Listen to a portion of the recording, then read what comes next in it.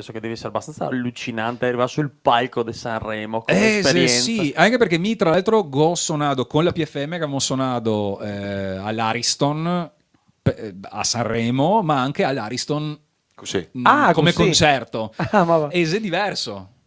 Cioè? Però è sempre è un teatro in cui te entri e te ga qualcosa, non so, è strano che te vedi le foto, che tutte le foto di vari Sanremo, delle varie cose, quindi sì, è strano. E comunque quando non è Sanremo il teatro sembra molto più grande, perché ha delle quinte, essendo una cosa televisiva, ha delle quinte. Ma che è una scenografia infinita, È una roba infinita, e in più il palco arriva più a in metà fondo, no? praticamente delle persone. In realtà il pubblico non è tanto a Sanremo, Sì, sembra, sì, ma sì, non è.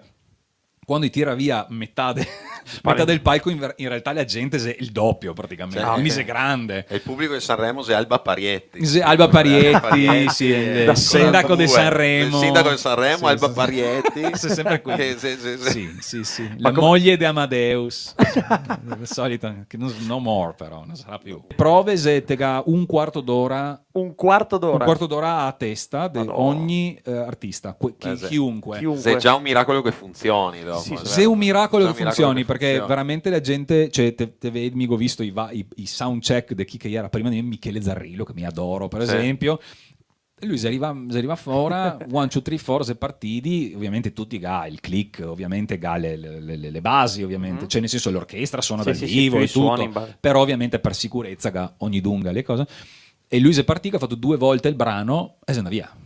E così passa, no, perché arriva subito Mario, quel della Rai, che è sempre quel che è il tipo che ti manda via, te caccia via, che te son Michele Zarrillo o chiunque, o perché John Travolta, te viene eliminato. Perché tutti ga il click, ma Mario ga il crick. Il crick bisogna stare attenti, bisogna stare assai attenti. Col crick in cuffia.